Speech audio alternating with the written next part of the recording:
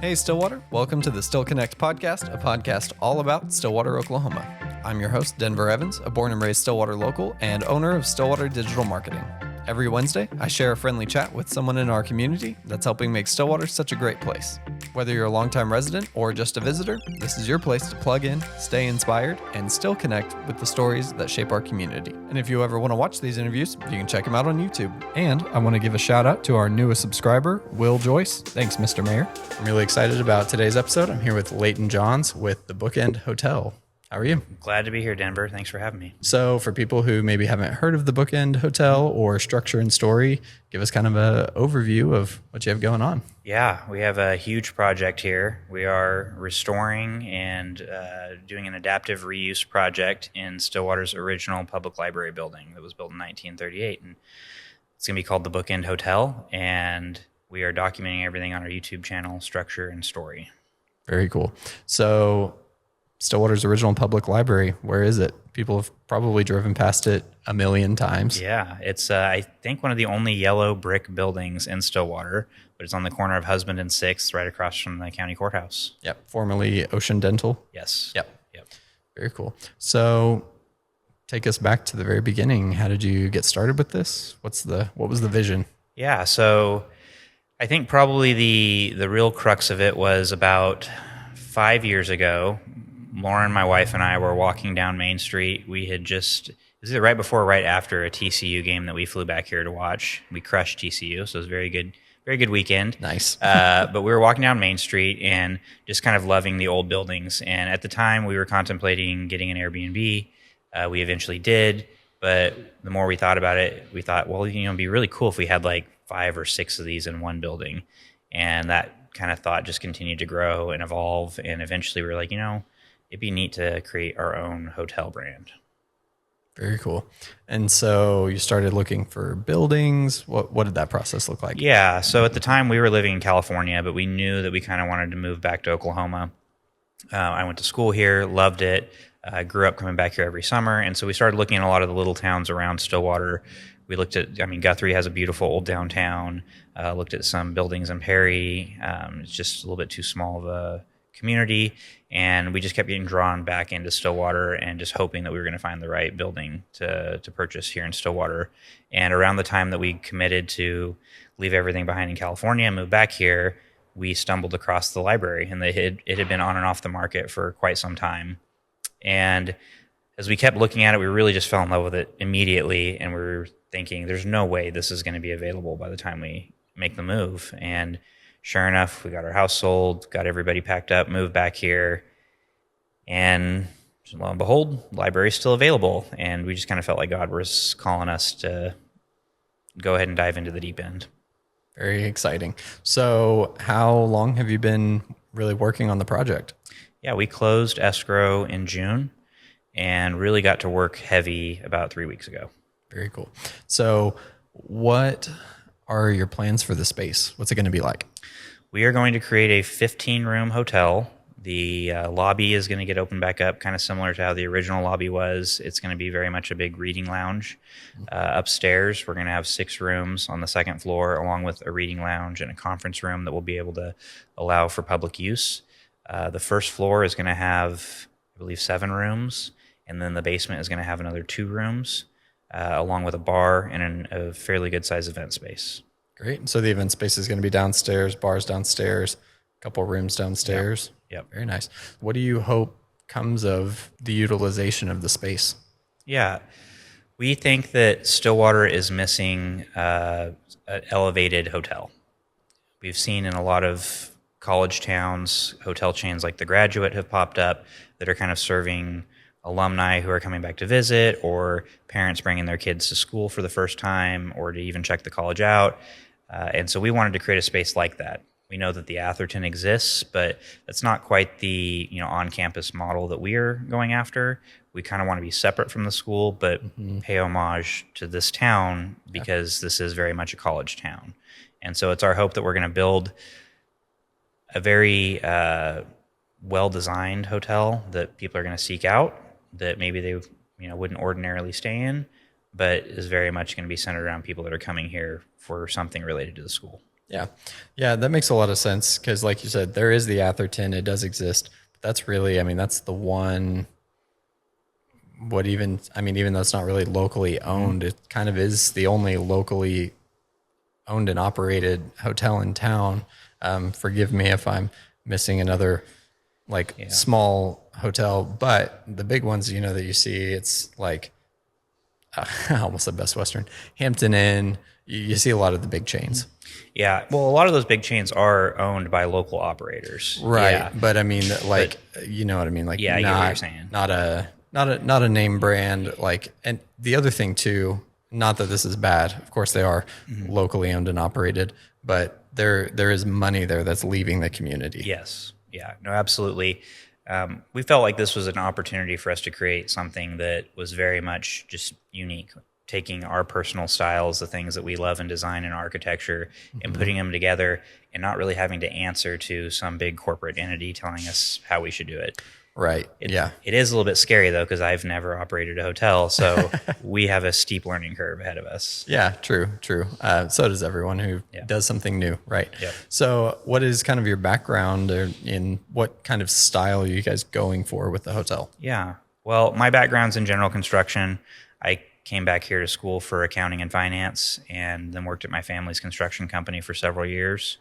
A lot of that was commercial, but I didn't really get to work in any what I would call beautifully styled architectural commercial projects.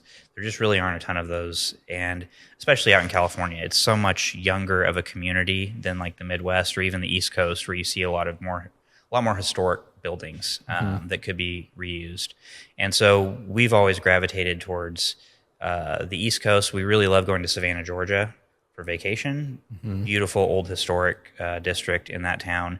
And so we've drawn a bunch of our stylings from old Americana themed architecture, Victorian themed, colonial themed. And so taking all those bits and pieces and kind of bringing them together in our own style, but very much historically accurate, period correct architecture is what we gravitate towards. Very nice. Yeah, I like that concept. So I imagine you all are going to keep this kind of the bones, at least, as original as possible. Yeah, the shell of the building will barely be touched. The exterior, besides cleaning it and restoring the windows, that's about all that we're doing. We're going to add a sign on the corner of the building, but even it's going to be fairly understated. Inside, you can see the bookshelves in the background. Yeah. These are all going to get reused in various other locations in the building. So very grateful that they're in such good shape that they can be reused, but that we're going to be able to keep some of these original elements in the building so we can call back period correct. I know one thing that we've gotten a lot of flack for is we're pulling out the spiral staircase that's in the lobby. Oh, yeah. But it is from the 80s. It is not period. If it was like an old wrought iron spiral staircase that had some character to it, we for sure would have found a way to keep it, but it's just not in theme with this building. Yeah, I mean, the building, how old is the building? It was commissioned and started construction in 1937, and I believe it was opened in 1938. Very nice. Yeah, so, I mean, 80s, that's basically half the age of the building itself, so that's fair. So, so it still has stairs, just in another area. Yeah. Very nice. So what are your next steps? Well, we are wrapping up, kind of fine-tuning our room layouts. My wife, Lauren, is wrapping up the design of all the rooms. We're starting to design the bar and the lobby. And so we're finalizing those bits and pieces. I'm hoping that in the next few weeks we can start framing. We're still waiting on getting a permit. So that's going to slow us down a little bit. But we're going to make as much progress as we can in the meantime, with our goal of ideally being open for football season 26. Awesome. Football 26. Get ready, everyone. Start booking. Yeah. So speaking of that, what does kind of the business side of it look like? Like at what point do you kind of introduce these steps of the process? You know, when do you have like a soft opening? Like how early? Not that you all have dates for anything like this, but like kind of for someone who's never done a construction progress like this, like I imagine most of the people listening haven't. What do these phases look like? Yeah, so we're going to have a fairly long haul getting to a point where we can start decorating the rooms. It's likely going to run all the way through May. If I can get done by the end of May, we'll be on a pretty good pace for our planned opening. It'll take a good 5 to 6 weeks to stage and furnish everything in the building. I know my wife's probably over there in the corner smiling to herself, thinking it's going to take longer than that. So we'll try to give her as much time as possible. In a perfect world, we'll have a couple of soft openings, let a few people stay the first weekend, and then maybe half the hotel fill it, the next weekend. Yeah. And then ideally, weekend of the first football game will be either our first or second full weekend of operation. Exciting. Very exciting. So are you going to have like tours through the place beforehand, anything like that? Yeah, assuming that we've got it in a safe condition. I know I've had people ask me about that. Yeah, I mean, like shortly before grand opening. Yeah, we'll definitely have some kind of grand opening event. I don't know, maybe we can coincide it with the kickoff street party that Iron Monk has every year. That'd be cool. That would be a great time to kind of open up the doors. But yeah, it's going to be a little bit of a haul over the next 10 or 11 months. Yeah. So at what point do you start booking? That's a very good question. We've been trying to figure that out. Yeah. Likely it's when we are very certain of the date that we're going to be open. Right. So it likely won't be until April, maybe even May, before we can truly start to book this thing out. Yeah. You really have to have the whole structure in place. Yeah. Beds and things like that are not easy, but they're easier than walls. Yes. Yeah. Well, and we're working with RH Restoration Hardware on the project, and so thankfully they've got a crew that will help us put all that stuff together. That's good. But it's still going to be quite a process. Just even before we started demo, navigating this building wasn't the easiest with anything very large, and you can imagine once we start bringing in beds and couches and other pieces of furniture, it's going to take some time to just navigate the halls of this building. Yeah. Yeah. I mean, there are some tight spots for sure. Yeah. It's definitely the old style. Yes. So what's been your favorite part of kind of getting to work on this project so far? I mean, I'm kind of a history nerd, and so I got a great opportunity yesterday. I went to the library. They had the state historian come in and give a talk on the WPA and those projects. I mistakenly understood that this building was a WPA project. Come to find out it was a PWA project. WPA versus PWA? Yes, yeah. So slightly different New Deal program that kind of funded a portion of this building. But just learning more about the history of it and the history of Stillwater has been awesome. I think the other piece that for me and kind of my business mindset is figuring out what do we want this hotel to be, because it's not a branded hotel. And so we get to pick and choose what is important. What do we want our patrons to feel? What do we want them to experience? And how does the guest experience flow? A lot of that we're still trying to figure out, but it's kind of neat to not have to conform to things that we don't necessarily love in other hotels that we've stayed at and get to pick and choose our favorite things from different places. Yeah. It's always cool when you get to make the decisions, right? Yeah. Yep. Awesome. Well, any final thoughts? Any other things you want to share about the building or your process or any of that? Yeah, I think that for those that are following along, we are documenting this on YouTube, Structure and Story, if you want to check it out. I've really loved the comments that I've gotten from people who are local to this community, things that they remember, things that interest them about this building. It's been just a beautiful thing to get to read all these memories that took place in the 60s and 70s and into the early 80s. I've heard that some of the Girl Scouts had sleepovers in the basement and that there were all these different events that occurred over the years. And so I really want to keep collecting more and more of those stories. So I would just encourage anyone in the community that listens to this that has a story that they want to share it with us. I'll plug the YouTube channel, Structure and Story. Go and put it in the comments of one of the videos what your memory of this hotel is. Because again, we want to document it and potentially showcase whatever we can in this new space that we're creating. Yeah, absolutely.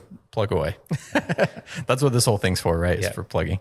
So, all right, cool. Well, thank you so much for your time. Yeah, thank you, Denver. Thanks for tuning in to Still Connect. I hope you enjoyed that conversation with Layton. Be sure to check out Structure and Story and the Bookend Hotel on all their socials, linked in the show notes below. If you believe in building community through these conversations, consider supporting the podcast on Patreon, where, for less than the price of a cup of coffee, you can get early access to episodes, a peek behind the curtain at the podcast making process, and a shout out on an episode. With a higher contribution, you can do things like submit questions for upcoming guests, make special requests for the show, get access to online Q&As, and even be on the podcast for an interview segment. And I want to give some of those people a shout out. Currently, we have one Stillwater patron sponsor, Darren Huddleston. Thank you so much. No matter what your capacity for supporting the podcast is, every little bit helps grow this amazing community. And we all need community. So even when life gets busy, make sure you still connect.